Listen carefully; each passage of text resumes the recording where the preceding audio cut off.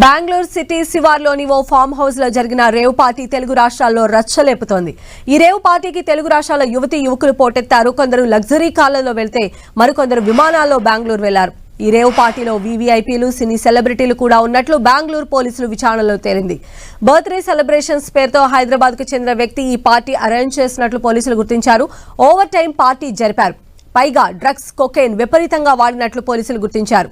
ఘటనా స్థలాన్ని నార్కోటిక్ అధికారులు క్షుణ్ణంగా పరిశీలించారు. ఎలక్ట్రానిక్ సిటీ సమీపంలోని ఓ ఫామ్ హౌస్ లో రేవ్ పార్టీ జరుగుతుందని సెంట్రల్ క్రైమ్ బ్రాంచ్ కి సమాచారం అందింది. వెంటనే అలర్ట్ అయి సెంట్రల్ క్రైమ్ బ్రాంచ్ పోలీసులు తనిఖీలు చేపట్టారు. ఆ ఫామ్ హౌస్ లో తెల్లవారుజాము 3 గంటల వరకు పార్టీలో జోగుతున్న యువకులను పోలీసులు రెడ్ హ్యాండెడ్ గా పట్టుకున్నారు.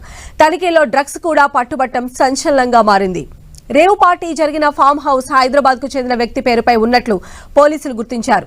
మరోవైపు ఫామ్ హౌస్ ముందు అన్ని లగ్జరీ కార్లే ఉన్నాయి.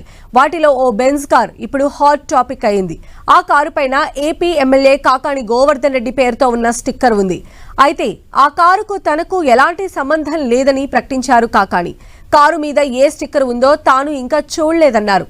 అయినా తనకు సంబంధం లేని విషయాలపై స్పందించలేనని తేల్చి చెప్పారు.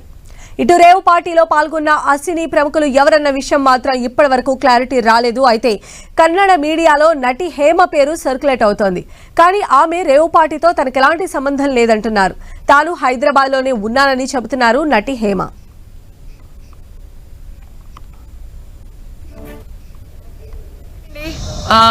నేను ఎక్కడికి వెళ్ళలేదు, నేను హైదరాబాద్లోనే ఉన్నాను. సో ఒక ఫామ్ హౌస్లో ఎంజాయ్ చేస్తున్నాను, చిల్ అవుతున్నాను. సో నా మీద వచ్చే న్యూస్ ఫేక్ న్యూస్. అది అక్కడ మరి ఎవరున్నారో ఏమో నాకు తెలియదు. సో అది ఫేక్ న్యూస్ అండి, అవన్నీ నమ్మొద్దు.